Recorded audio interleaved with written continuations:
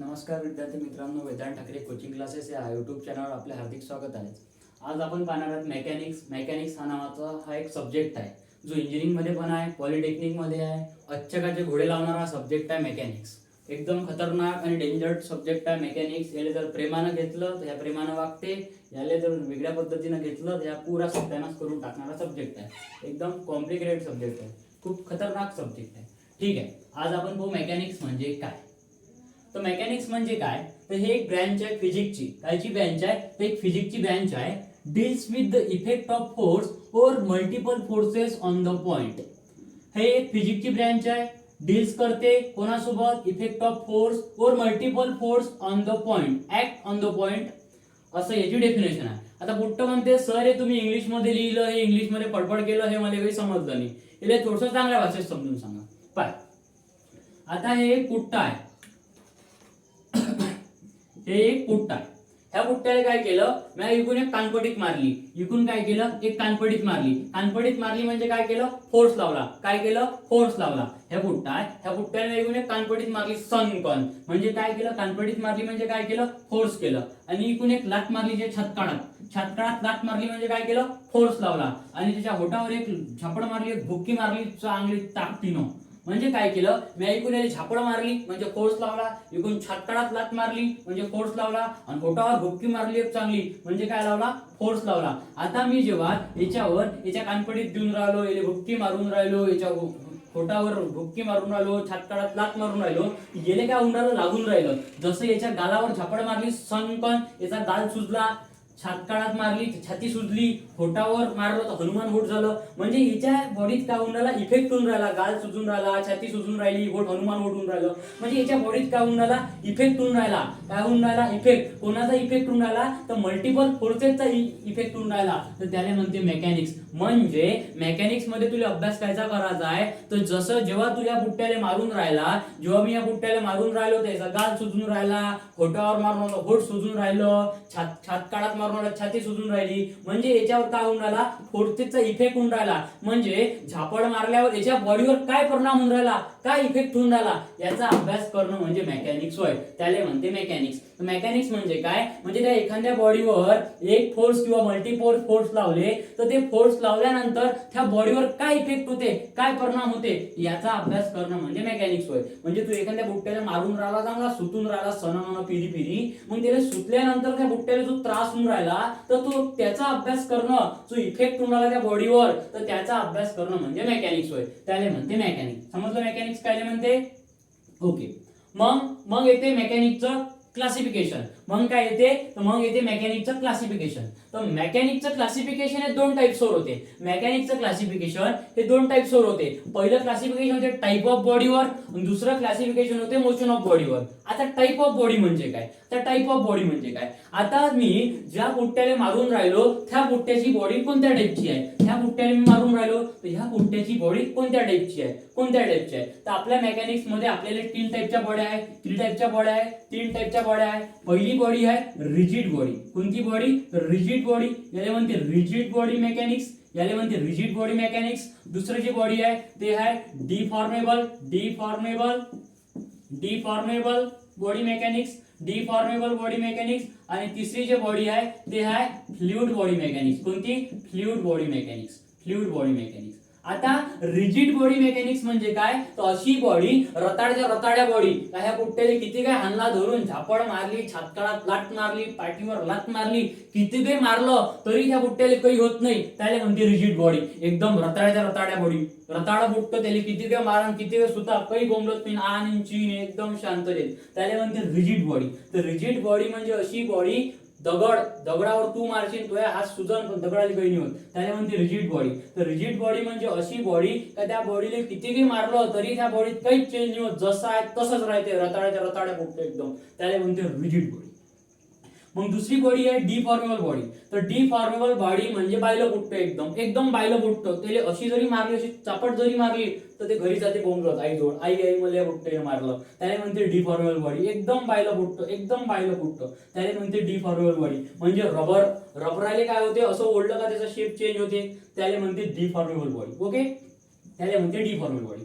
मग आहे fluid body mechanics. तर फ्लुइड बॉडी मेकॅनिक्स म्हणजे लिक्विड वालं गॅसेस वालं काम, ज्याच्यात लिक्विड आहे, लिक्विड मध्ये तू फोर्स अप्लाय करून राहिला, लिक्विड मध्ये तू गॅसेस मध्ये तू फोर्स अप्लाय करून राहिला, त्याला म्हणते फ्लुइड बॉडी. ओके, हे आहे. तर आपल्या सिलेबस मध्ये ना बाह्य पुट्ट्याचा अभ्यास आहे म्हणजे डिफॉर्मल बॉडीचा अभ्यास आहे, ना फ्लुइड बॉडीचा अभ्यास आहे. तर आपल्याला आपल्या मेकॅनिक्स मध्ये ते पॉलीचं मन किंवा इंजिनिअरिंगचं मन तुले कायचा अभ्यास आहे, तर तुले फक्त रिजिड बॉडीचा अभ्यास करायचा आहे. म्हणजे तुले पूर्ण मेकॅनिक्स मध्ये रताळ्या बॉडीचा अभ्यास करायचा आहे, एकदम रताळ्या स्ट्रॉंग बॉडीचा अभ्यास करायचा आहे. म्हणजे त्या बॉडीला त्या किती काही फोर्स अप्लाय केला तर त्या बॉडीवर काहीच निघून राहिलं, बॉडी जशी आहे तशी राहून राहिली, त्याला म्हणते रिजिड बॉडी, एकदम रताळ्याच्या बुट्ट, त्याला म्हणते रिजिड बॉडी. असे पडलं बॉडी, पहिलं क्लासिफिकेशन टाईप ऑफ बॉडीच्या बेसवर. ओके, समजलं टाईप ऑफ बॉडीच्या बेसवर कसं क्लासिफिकेशन केलं होतं. ओके, मग दुसरं जे क्लासिफिकेशन पडलं ते पडलं मोशन ऑफ बॉडीच्या वरच्यावर. कोणतं? मोशन ऑफ बॉडीच्या वरच्यावर. आता मला सांग,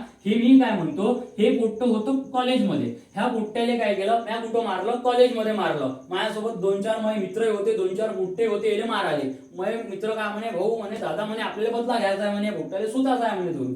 म्या काय केलं, आम्ही 4-5 जण मिळून त्या बुट्ट्याला काय केलं, कॉलेजमध्ये सुतलं धरून. तर आता ह्या कॉलेजमध्ये याला मारलं, जसं याला मारलं तसं बम मारलं आम्ही, ताकद न सण पिरी, जसं याला मारलं तसं हे पुट्ट काय केलं, घरी गेलं, त्याच्या आईजोड बोंबलं. कोणाजवळ गेलं, तर आईजोड घरी गेलं, त्याच्या सांगत टेमलत आई मला कॉलेजमध्ये पुट्टेनं चांगलं हाणलं. म्हणजे कॉलेज पासून पुट्ट्यानं घरी जायपर्यंत पुट्ट कुठं गेलं, त्याच्या घरी गेलं, होम मध्ये गेलं. कॉलेज पासून घरी गेलं, तर कॉलेज पासून घरी जाताना धावत टेमलत घरी गेलं. तर त्यानं काय केलं, मोशन केलं ना. काय केलं, मोशन केलं ना. पुट्ट धावत गेलं ना कॉलेज पासून तर घरापर्यंत, त्याच्या आईने सांगत आई मला मारलं. तर त्यानं काय केलं, मोशन केलं. तर दुसरं क्लासिफिकेशन पडलं मोशन ऑफ बॉडीच्या बेसवर. कोणतं? तर मोशन ऑफ बॉडीच्या बेसवर. कोणत्या बेसवर? तर मोशन ऑफ बॉडीच्या बेसवर. समजलं काऊन पडलं मोशन ऑफ बॉडीच्या बेसवर? कारण ह्या पुट्ट्याने जेव्हा तू मारून राहिला, मी मारून राहिलो, समजा तू मारून राहिला, तर हे पुट्ट काय की जसं याला मारलं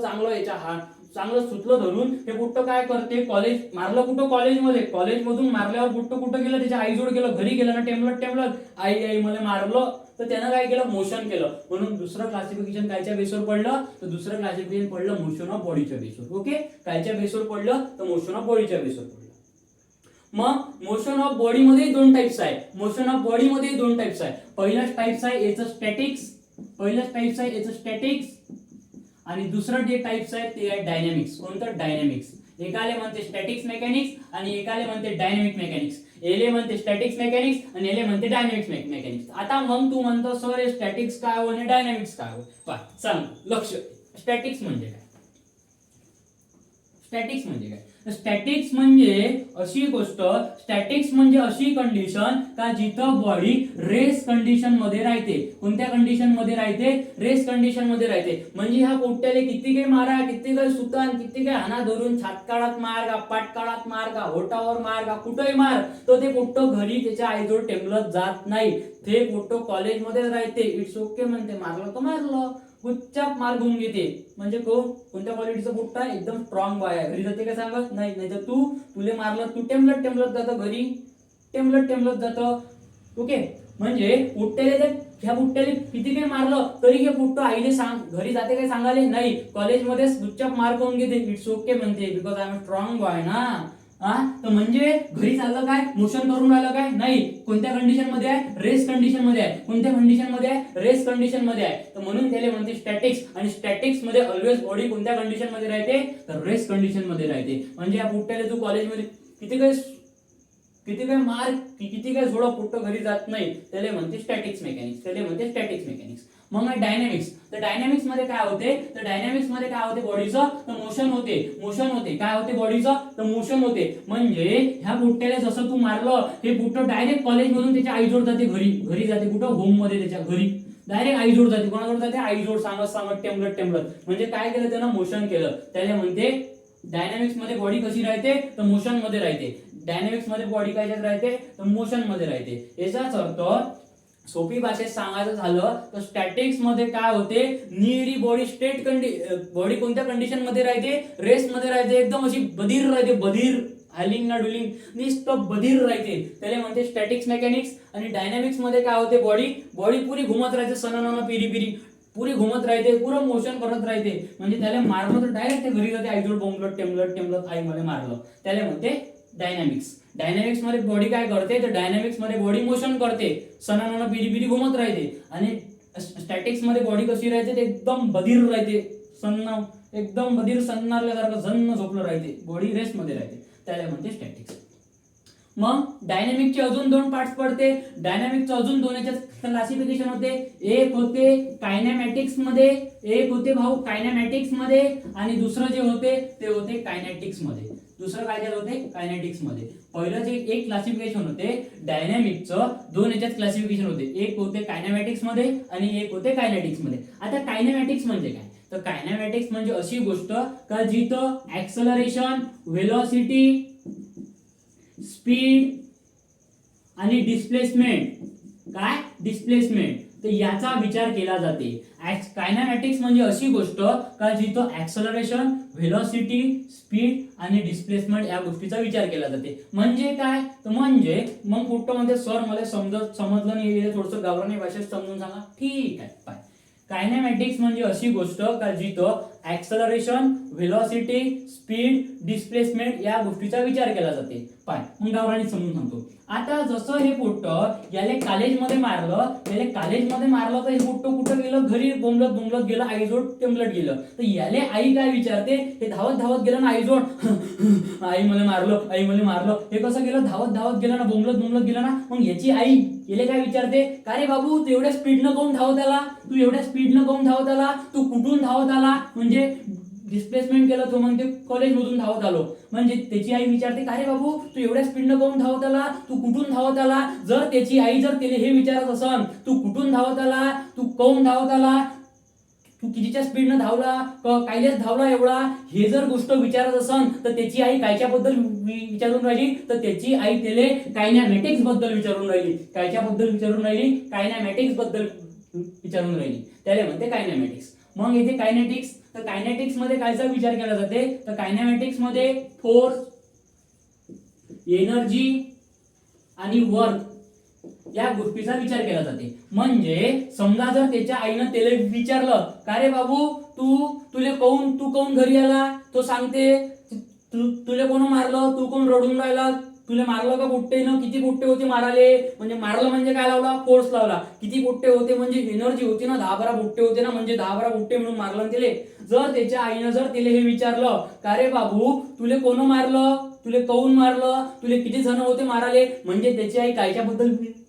विचारून राहिली, तर त्याची आई त्याला कायनेटिक्स बद्दल विचारून राहिली, त्याला म्हणते कायनेटिक्स. जर तुले जर समजा मी म्हणतो, तुले जर एखाद्या 10-12 बुट्टेनं तुले कॉलेजमध्ये गेला आणि तुले चांगलं सुतलं धरून, चांगलं आणलं 10-12 बुट्टेनं तुले कॉलेजमध्ये, आणि तू जर टेमलत तुझ्या घरी गेला, आई मला मारलं, आणि तुझ्या आईनं जर तुला विचारलं, का रे बाबू तू एवढ्या स्पीडनं काऊन धावत आला, का रे बाबू तू कुठून धावत आला, म्हणजे तुझ्या आईनं जर तुला ह्या गोष्टी विचारल्या, स्पीड बद्दल विचारलं, काऊन एवढ्या स्पीडनं धावला, कुठून धावला, म्हणजे डिस्प्लेसमेंट हे जर विचारून राहिली, तर तुझी आई तुले काय बद्दल विचारून राहिली, तर तुझी आई कायनॅमॅटिक्स बद्दल विचारून राहिली. जर तुझ्या आईनं विचारलं, का रे बाबू तुला कोण मारलं, काऊन मारलं, किती जण होते मारले, मारलं म्हणजे काय लावला, फोर्स लावला, ह्या गोष्टी जर विचारल्या, कोण मारलं, काऊन मारलं, ह्या गोष्टी जर विचारल्या, तर तुझी आई तुला कायच्याबद्दल विचारून राहिली, तर तुझी आई कायनॅटिक्स बद्दल विचारून राहिली. समजलं कायनॅमॅटिक्स आणि कायनॅटिक्स मध्ये फरक काय असते, तर कायनॅमॅटिक्स मध्ये कायचा विचार केला जाते, स्पीड, डिस्प्लेसमेंट, व्हेलॉसिटी आणि ऍक्सलरेशन याचा विचार कायच्यात केला जाते, कायनॅमॅटिक्स मध्ये. आणि कायनॅटिक्स मध्ये कायचा विचार केला जाते भाऊ, फोर्स, एनर्जी आणि वर्क याचा विचार केला जाते. याले म्हणते कायनॅमॅटिक्स, याले म्हणते कायनेटिक्स. असं आहे तुझ्या मेकॅनिकचा सिलेबस, तो पॉलीचा असो, तो इंजिनिअरिंगचा असो, तर कुठलाही असो, तुझे ह्याच सिलेबस आहे, याच्या व्यतिरिक्त तुझ्या मेकॅनिक्स मध्ये सिलेबस आहे नाही. ओके, मग हे झालं त्याचं बेसिक का मेकॅनिक्स कायले म्हणते. मग मेकॅनिक्सचं क्लासिफिकेशन कोणत्या बेसिसवर होऊन राहिलं, मग मोशन ऑफ बॉडीचं क्लासिफिकेशन कायच्या बेसवर होऊन राहिलं, मग डायनॅमिकचे 2 टाइप्स कोणती आहे, हे झालं त्याचं क्लासिफिकेशन. मग प्रश्न येते का तुला सिलेबस मध्ये काय आहे, मग तो इंजिनिअरिंगचा सिलेबस असो का पॉलीचा सिलेबस असो, कुठचाही सिलेबस असो, तुले जे 3 युनिट आहे, तर 3 युनिट जे राहील भाऊ तो हे स्टॅटिकच्या बेसवर राहील, आणि 3 युनिट जे राहील ते तुला डायनॅमिकच्या बेसवर राहील. म्हणजे तुझ्या अर्धा सिलेबस बधीर राहील, म्हणजे बधीर राहीन म्हणजे स्टेट रेस्ट मध्ये राहीन. तुझा जो अर्धा सिलेबस आहे हा एकदम बधीर राहीन, असा बधीर राहीन म्हणजे रेस्ट कंडिशन मध्ये राहीन म्हणजे स्टॅटिक्स मध्ये राहीन. आणि तुझे जे 3 युनिट आहे आणि तुझा जो अर्धा सिलेबस आहे हा सणाना पिरी धावत राहील. सणाना पिरी धावत राहील म्हणजे काय करत राहील तर मोशन करत राहील, मोशन करत राहील. समजलं. तुझे जे 3 युनिट आहे, पहिले जे 3 युनिट आहे स्टॅटिकचे ते एकदम बधीर राहील, त्याच्यात बॉडी एकदम रेस्ट मध्ये राहील. आणि तुझे जे 3 युनिट आहे नंतरचे पार्ट बी, तर तुझे 3 युनिट जे राहील ते एकदम सणाना पिरी धावत राहील म्हणजे काय करत राहील मोशन करत राहील. ह्या होता तुझ्या सिलेबस. ओके, समजलं. तर मेकॅनिक्स म्हणजे काय डबल सांगतो एकदा लक्ष दे. तर मेकॅनिक्स म्हणजे काय, तर मेकॅनिक्स म्हणजे हे फिजिक्सची ब्रँच आहे जे काय करते डील्स करते कोणासोबत का बुवा ह्या पोट्याले मी छापड मारून राहिलो, छातकाडात लात मारून राहिलो, भूतकाळावर त्याच्या भुक्की मारून राहिलो, त्याचं हनुमान होट होऊन राहिलो, गाल सुजून राहिलो. म्हणजे मारून राहिलो म्हणजे काय करून राहिलो फोर्स लावून राहिलो. तर मी फोर्स लावल्यानंतर त्याच्या बॉडीवर काय इफेक्ट होऊन राहिला, काय परिणाम होऊन राहिला, त्याच्या बॉडीवर काय इफेक्ट होऊन राहिला, काय परिणाम होऊन राहिला, याचा अभ्यास करणं म्हणजे काय होय, याचा अभ्यास करणं म्हणजे मेकॅनिक्स होय. ओके, पहिला कन्सेप्ट क्लिअर आहे. मग म्हटलं मी मेकॅनिकचे काय पडते, 2 टाइप्स पडते. मग मी काय केलं मेकॅनिकचं काय केलं तर मेकॅनिकचं क्लासिफिकेशन केलं. तर मेकॅनिकचं क्लासिफिकेशन कायच्या बेसवर केलं का मी ज्या पोट्याला मारून राहिलो त्या पोट्याची बॉडी कोणत्या टाइपची आहे, तो पोट्टा रताळा आहे काय, तो पोट्टा बायला आहे काय, ह्या गोष्टी चेक करून राहिलो. तर तुझ्या सिलेबस मध्ये तुले पूर्ण रताळ्या बॉडीचा अभ्यास आहे, एकदम स्ट्रॉंग पोट्ट्याचा अभ्यास आहे. म्हणजे त्या पोट्ट्याला किती काही मार तरी ते पोट्ट घरी टेंबलत जात नाही, त्याला म्हणते रिजिड बॉडी. ओके, मग दुसरं क्लासिफिकेशन केलं मोशन ऑफ बॉडीच्या बेसवर. म्हणजे मी ह्या पोट्ट्याला मारलं, त्या पोट्ट्याला कुठं मारलं कॉलेजमध्ये मारलं. तर कॉलेजमध्ये मारल्यानंतर हे पोट्ट कुठं चाललं त्याच्या आईजवळ चाललं, टेंबलत आई मला मारलं, आई मला मारलं, आई मला मारलं म्हणजे घरी चाललं. म्हणजे काय करून राहिलं मोशन करून राहिलं. हे दुसरं क्लासिफिकेशन. मग मोशनचे 2 टाइप्स पडते, एक पडते स्टॅटिक्स, दुसरा पडते डायनॅमिक्स. डायनॅमिक्स मध्ये एक पडते स्टॅटिक, दुसरा पडते डायनॅमिक्स. स्टॅटिक्स म्हणजे अशी कंडिशन का जिथं तू त्या बुट्ट्याला किती काही मार, किती काही हान, किती काही कूद धरून तरी ते बुट्ट घरी जाणार नाही आईजवळ टेंबलत. ते बुट्ट रेस्ट मध्येच राहील कारण ते स्ट्रॉंग बॉय आहे. स्टॅटिक्स म्हणजे strong boy rest condition. Dynamics मध्ये काय होते बुट्ट टेंबलत जाते घरी म्हणजे मोशन करत जाते. मग डायनॅमिक्सचे 2 टाइप्स पडते, एक पडते कायनॅमॅटिक, दुसरा पडते कायनेटिक्स. कायनॅमॅटिक्स मध्ये कायचा अभ्यास होते, कायनॅमॅटिक्स मध्ये त्याची आई तुले काय विचारन, तुले जर मारलं तर तुझी आई तुले कायनॅमॅटिक्स मध्ये काय विचारन, बाबू तू कितीच्या स्पीडनं धावत आला, बाबू तू कुठून धावत आला म्हणजे डिस्प्लेसमेंट. ह्या गोष्टी जर तुझी आई विचारत असन तर तुझी आई तुले कायनॅमॅटिक्स बद्दल विचारून राहिली. जर तुझी आई तुले विचारून राहिली बाबू तुले कोण मारलं, किती जणांना मारलं, कुठं मारलं, काऊन मारलं म्हणजे फोर्स मारलं म्हणजे काय फोर्स लावला, वर्क एनर्जी, ह्या जर विचारत असेल तर तुले कायनेटिक्स बद्दल विचारून राहिली. काही प्रॉब्लेम आहे. ओके, एवढा कन्सेप्ट क्लिअर आहे. आता दुसरा कन्सेप्ट आहे. आता ऍक्च्युअल मध्ये सिलेबस चालू करायच्या पहिले तुले 2-3 गोष्टी माहित असणं महत्वाचे आहे. हे एकदम बेसिक आहे मेकॅनिकचं. ह्या जर गोष्टी तुला माहित नसन मग तुझ्या पुरा सत्यानाश होऊन जाईल, मग तुझ्या आयुष्याचे लागून जाईल घोडे, मग घोडे लागून जाईल. म्हणून म्हणतो लक्ष दे. पाय, आता तू ह्या मेकॅनिकचा अभ्यास चालू करायच्या पहिले तुला समजलं पाहिजे Newton's law of motion. Newton's law.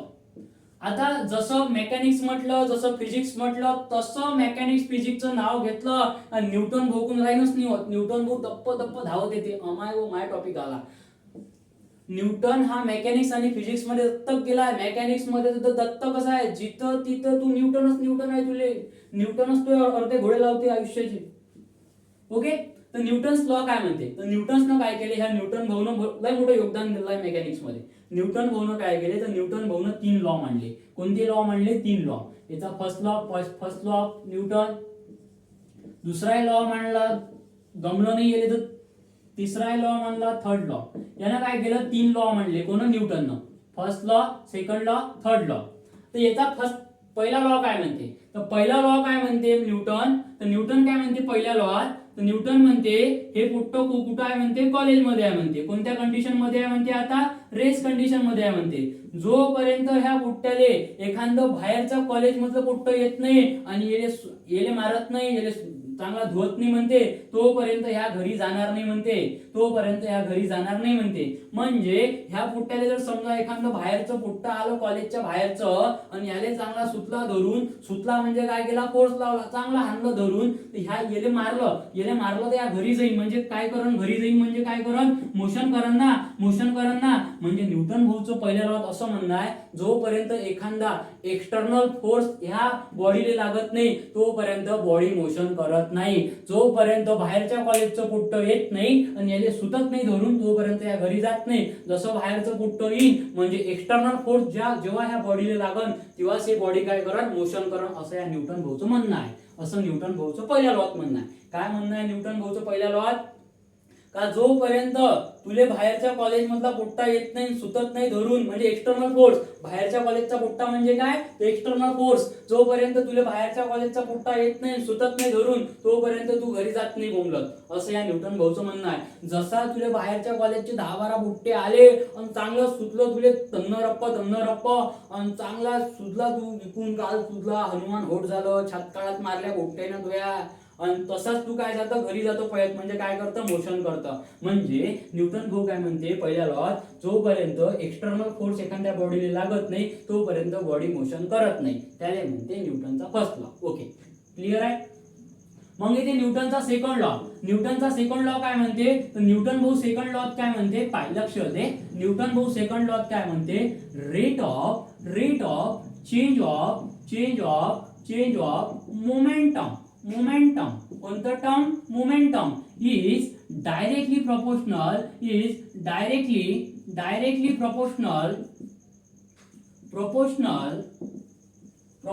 to the force, directly proportional to the force. म्हणजे rate of change of momentum is directly proportional to the force. आता तू म्हणतो सर हे काय लिहिलो, खराब काही समजून नाही राहिलो, असं करू सर, लक्ष दे. पाय, rate of change of momentum is directly proportional to the force. आता बाय, ह्या एक फुटबॉल आहे, मला चित्र काढताना येत बरोबर, लय बेकार आहे मॅडम.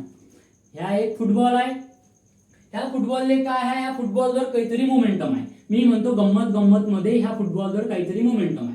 हा एक फुटबॉल आहे, ह्या फुटबॉलवर काहीतरी मोमेंटम आहे. मी ह्या फुटबॉलने काय केलं, लात मारली. काय मारली, लात मारली म्हणजे काय केलं, फोर्स लावला. ह्या फुटबॉल आहे, ह्या फुटबॉलवर काहीतरी मोमेंटम आहे, म्हणजे काहीतरी मोमेंटम आहे. माझ्या डोक्यात विचार आला, त्या फुटबॉलला दणकन अशी लात मारली, दबकन. तर लात मारल्यानंतर हा फुटबॉल काय झाला, समोर काहीतरी मोमेंटम न काय होऊन राहिला, समोर चालला, काहीतरी मोमेंटम न समोर चालला. म्हणजे जेवढ्या जोरात लात मारन तेवढ्या जोरात काय होऊन जाईल, मोमेंटम वाढन, म्हणजे फुटबॉल पळन, म्हणजे फुटबॉलचं काय वाढन, मोमेंटम वाढन. जेवढ्या जोरात लात मारन तेवढ्या जोरात काय वाढन, फुटबॉलचं मोमेंटम मारन. म्हणूनच म्हणते जशी लात मारली तसाच फुटबॉल पळून राहिला, म्हणजे त्याचं मोमेंटम काय होऊन राहिलं, प्रत्येक ठिकाणी चेंज होऊन राहिला ना, कमी जास्त होऊन राहिला ना, कुठं कमी जास्त होऊन राहिला ना. म्हणून काय म्हणते, जसा फोर्स मारशील तसंच त्याचं मोमेंटम वाढन, म्हणून मोमेंटम काय होऊन राहिलं, चेंज होऊन राहिलं. म्हणून फोर्स काय आहे, हा डायरेक्टली प्रोपोर्शनल आहे कोणाला, rate of change of momentum. म्हणजे जेवढ्या स्पीडनं लात मारशील तेवढ्या स्पीडनं काय होईल, त्या फुटबॉलचं मोमेंटम चेंज होईल, तेवढ्या स्पीडनं काय चेंज होईल. म्हणजे force is directly proportional to the momentum. Force is directly proportional to the momentum. आणि मोमेंटमलेस म्हणते मास इंटू व्हेलॉसिटी. अबे ह्या फुटबॉल आहे म्हणजे याचा काहीतरी मास आहे, आणि ह्या पळून राहिला गोल म्हणजे काय करून राहिला, व्हेलॉसिटीनं पळून राहिला ना, म्हणून मास इंटू व्हेलॉसिटी. आणि व्हेलॉसिटीलेस म्हणते ऍक्सेलरेशन. काय म्हणते, ऍक्सेलरेशन. म्हणजे हा फॉर्म्युला तुया बनते, force is directly proportional to the mass into acceleration काढून टाकतो, इज इक्वल टू टाकतो. हे झालं तो न्यूटन सेकंड लॉचं इक्वेशन. Force is directly proportional to the rate of change of momentum. किंवा तू असे म्हणू शकतो, force is directly proportional to the mass and acceleration, mass into acceleration किंवा मास इंटू व्हेलॉसिटी. हा आहे न्यूटनचा सेकंड लॉ. तर न्यूटनचा सेकंड लॉ काय म्हणते, जेवढ्या जोरात तू फुटबॉलला लात मारशील तेवढ्या जोरात फुटबॉल काय करण, तेवढ्या स्पीडनं त्याचं मोमेंटम वाढन, त्याला म्हणते न्यूटनचा सेकंड लॉ. आणि न्यूटनचा थर्ड लॉ काय म्हणते, एकदम सोपी आहे. न्यूटनचा थर्ड लॉ काय म्हणते, न्यूटनचा थर्ड लॉ म्हणते,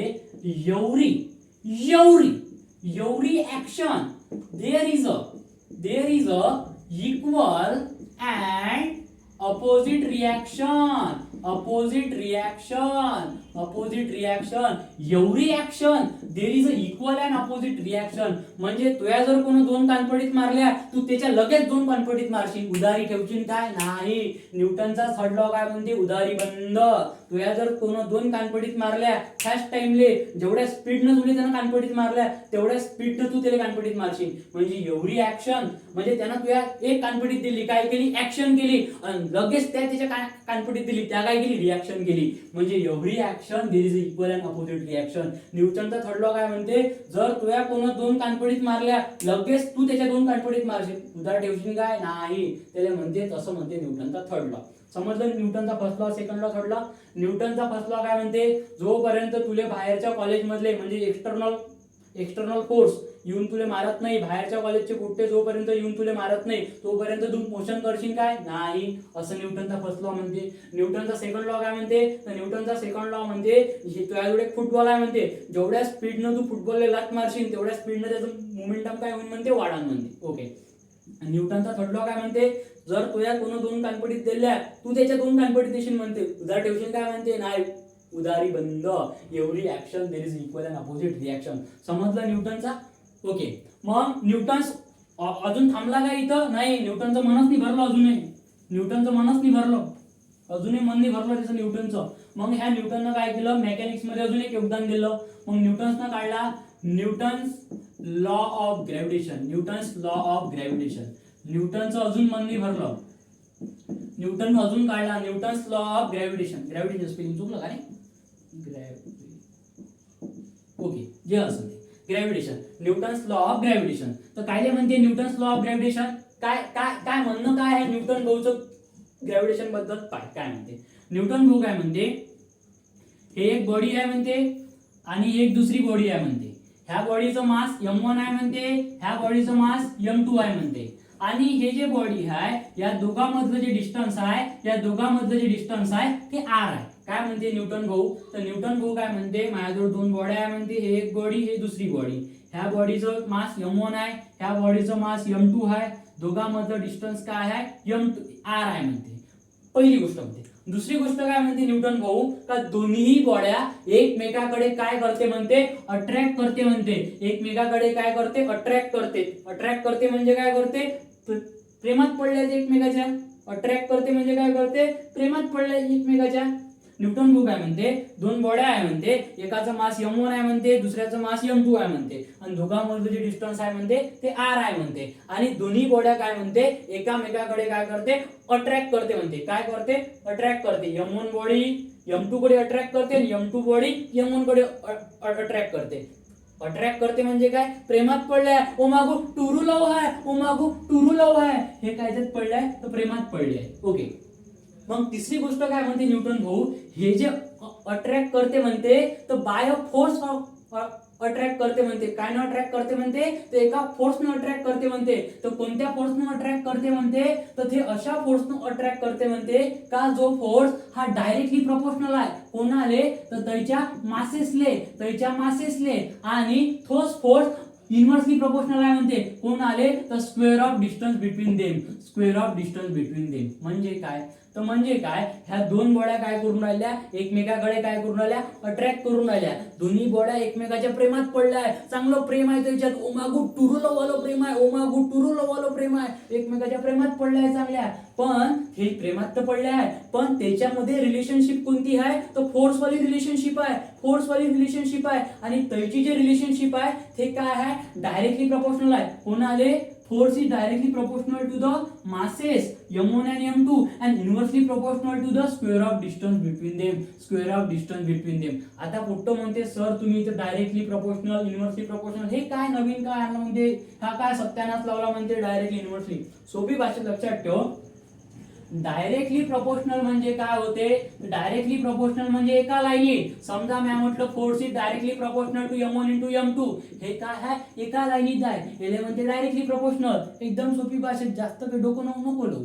एका भाषेत असन, एकाच लाईन मध्ये असन तर डायरेक्टली प्रोपोर्शनल, आणि अपॉन मध्ये असन समजा अपॉन मध्ये असेल तर त्याला म्हणते इन्व्हर्सली प्रोपोर्शनल. आता हे कायच्यात आहे, फोर्स आणि डिस्टन्स आर स्क्वेअर कायच्यात प्रोपोर्शनल आहे, अपॉन मध्ये आहे म्हणजे इन्व्हर्सली प्रोपोर्शनल आहे, आणि एका लाईनीत असते तर डायरेक्टली प्रोपोर्शनल आहे. ओके, समजलं एवढं. मग काय करते न्यूटन भाऊ, तर न्यूटन भाऊ काय म्हणते, हे जे आहे म्हणते डायरेक्टली प्रोपोर्शनल इन्व्हर्सली प्रोपोर्शनल हे काढून टाकतो म्हणते, इथं डायरेक्ट इजिकल टू आणतो म्हणते. आणि जसं न्यूटन भाऊनं इजिकल टू आणलं तसाच इथं पार्ले जी येऊन बसते, मोठा जी पार्ले जी, त्याला म्हणते ग्रॅव्हिटेशनल कॉन्स्टंट. हा जो मोठा जी आहे पार्ले जी, मोठा जी पार्ले जी, याला म्हणते ग्रॅव्हिटेशनल कॉन्स्टंट. कोणता प्रश्न, तर ग्रॅव्हिटेशनल कॉन्स्टंट, याला म्हणते ग्रॅव्हिटेशनल कॉन्स्टंट, याला म्हणते gravitational constant m1 into m2 upon R square. जसा आहे तसा.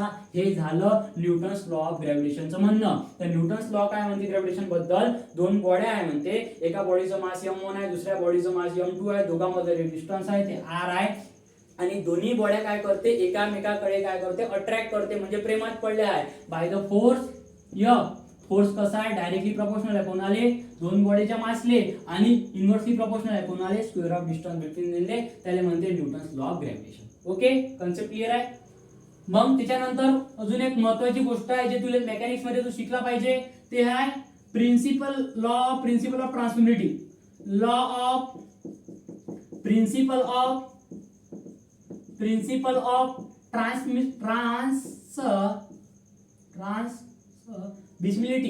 ट्रान्समिसिबिलिटी. ओके, काय होते प्रिन्सिपल ऑफ ट्रान्समिसिबिलिटी, काय म्हणते, तर ट्रान्समिसिबिलिटी काय म्हणते, हे एक सरफेस आहे म्हणते, याला म्हटलं मी सरफेस, म्हणजे ह्या एक टेबल घेणं का, ह्या एक टेबल आहे, ह्या टेबलवर काय आहे, एखादी ऑब्जेक्ट ठेवला आहे, एखादं पुस्तक ठेवलं आहे, बुक. हे ह्या टेबल आहे, ह्या टेबलवर काय ठेवलाय, बुक ठेवलाय, ह्या टेबलवर काय ठेवलाय, ह्या टेबलवर बुक ठेवलाय. आता काय केलं मी, ह्या टेबल हे बुक कोणत्या कंडिशन मध्ये आहे, रेस्ट मध्ये आहे म्हणजे काय आहे, बधीर आहे, एकदम बधीर. म्हणजे कोणतं मेकॅनिक्स, तर स्टॅटिक्स मेकॅनिक्स. कोणतं मेकॅनिक्स, तर स्टॅटिक्स मेकॅनिक्स. ओके, हे एक टेबल आहे, ह्या टेबलवर हे बुक आहे. आता मी काय केलं, ह्या बुकले काय लावला, फोर्स लावला, याला थोडंसं पुल केलं, याला काय केलं, पुल केलं, फोर्स लावला, किती न्यूटनचा, 10 न्यूटनचा. हे एक टेबल आहे, ह्या टेबलवर हे बुक आहे, ह्या बुक एकदम रेस्ट कंडिशन मध्ये आहे, याला थोडासा फोर्स लावला. मग हे फोर्स लावल्यानंतर ह्या बुकानं काय केलं, याला थोडासा धक्का दिला, ते बुक कसं गेलं, असं समोर गेलं. समजा मी म्हणतो बुक इथं आलं, म्हणजे फोर्स कुठे लावला, हे इथं लावला, हे असा फोर्स लागत गेला. हे जे लाईन आहे याला म्हणते line of action of force, याला म्हणते line of action of force, याला म्हणते line of action of force.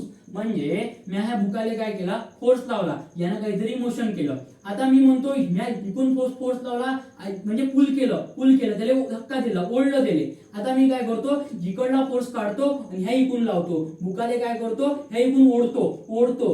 तेवढ्याच फोर्सनं, जेवढा फोर्स इकडून लावला होता तेवढ्याच फोर्सनं, म्हणजे इकडून ओढलं तरी बुक इथं येईल, इकडून जरी फोर्स लावला तरी बुक इथंच येऊन राहिलं, आणि इकडून जरी ओढलं तरी बुक इथंच येऊन राहिलं. म्हणजे याचा अर्थ, म्हणजे तू ह्या बॉडीले, ह्या पुस्तकाले कुकुने फोर्स लाव तरी बुक इथंच येऊन राहिलं. म्हणजे तू ह्या पुस्तकाले कुकुने कोणत्याही भागानं, कोणत्याही दिशेनं फोर्स लाव, तर पुस्तक कुठं येऊन राहिलं, तर पुस्तकावर काय इफेक्ट होऊन राहिला, तोच इफेक्ट होऊन राहिला. जो इफेक्ट इकडून फोर्स लावल्यानं होऊन राहिला होता, तोच इफेक्ट इकडून फोर्स लावल्यानं होऊन राहिला. म्हणजे लॉ ऑफ प्रिन्सिपल ऑफ ट्रान्समिसिबिलिटी काय म्हणते, तू ह्या पुस्तकाले कुकुने धक्का दे, कुकुने फोर्स लाव, म्हणजे त्या इकडून फोर्स लावला तर जेवढा इफेक्ट इकडे झाला तेवढाच इफेक्ट इकडे होऊन राहिला. त्याला म्हणते law of principle of transmissibility, याला म्हणते law of principle of transmissibility. Okay, concept clear आहे. असा होता तुझ्या मेकॅनिकचा सिलेबस.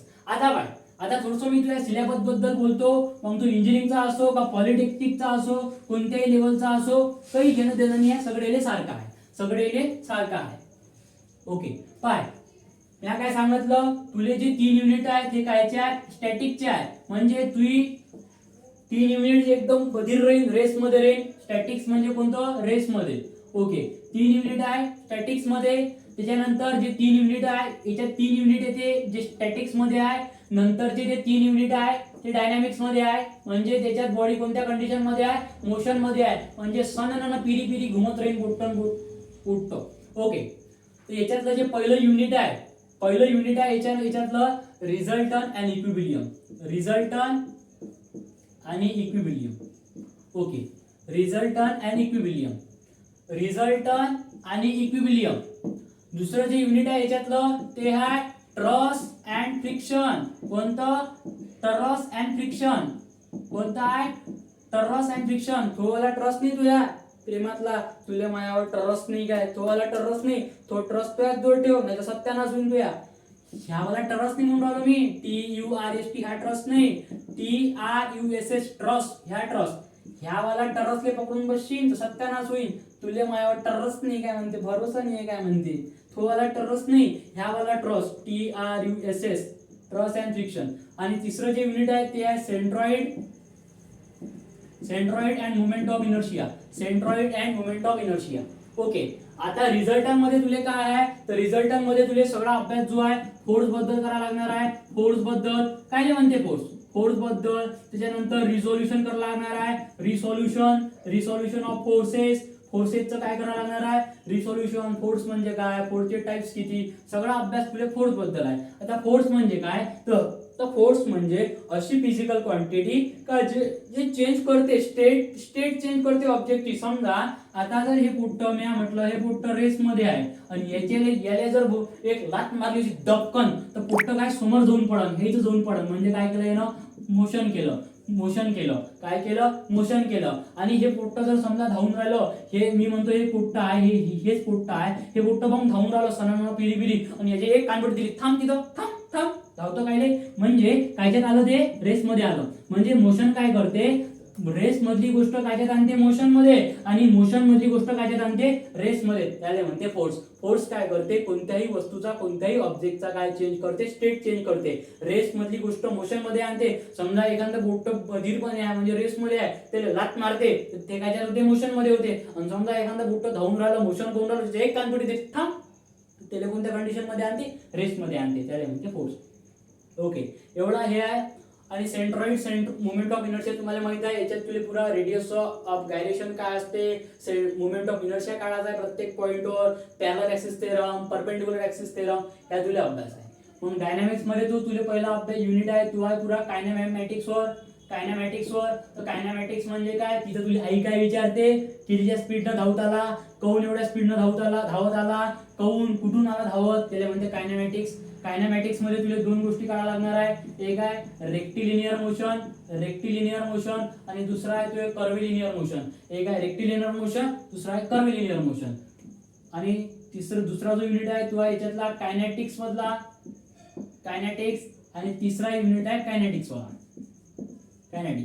हा जो युनिट आहे कायनेटिक्स, तर ह्या युनिट मध्ये तुले काय करायला लागणार आहे, याच्यातही तुले रेक्टिलिनियर मोशन आणि कर्व्हिलिनियर मोशन काढायला लागणार आहे. पण काय साठी काढायला लागणार आहे, वर्क साठी, फोर्स साठी काढायला लागणार आहे. आणि याच्यात काय साठी काढायला लागणार आहे, ऍक्सलरेशन साठी, डिस्प्लेसमेंट साठी आणि व्हेलॉसिटी साठी. ओके, आणि हा जो आहे कायनेटिक्स वाला शेवटचा युनिट, त्याच्यामध्ये तुले work energy theorem, impulse momentum, law of conservation of momentum, या साऱ्या गोष्टीचा तुला अभ्यास आहे. असा तुझ्या मेकॅनिक्स नावाचा सब्जेक्ट आहे. समजलं काय म्हटलं मेकॅनिक्स. आता जो दुसरा व्हिडिओ बनन तो रिसोल्युशन ऑफ फोर्स, त्याच्यामध्ये मी पहिला युनिट चालू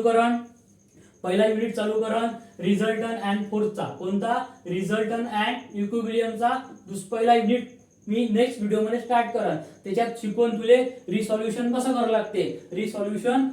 लागते, त्याच्यात शिकवून तुले रिसोल्युशन कसं करावं लागते, फोर्स काय म्हणते, फोर्सचे टाइप्स किती आहेत, coplanar force system, non coplanar system, force system, या सगळ्या गोष्टीचा अभ्यास आपण आता नेक्स्ट व्हिडिओ मध्ये करू. हा व्हिडिओ सगळ्यांपर्यंत शेअर कर, लाईक कर, शेअर कर सगळ्यांना, आणि सबस्क्राईब कर चॅनलला. एकदम खतरनाक कन्सेप्ट आहे. Thank you very much.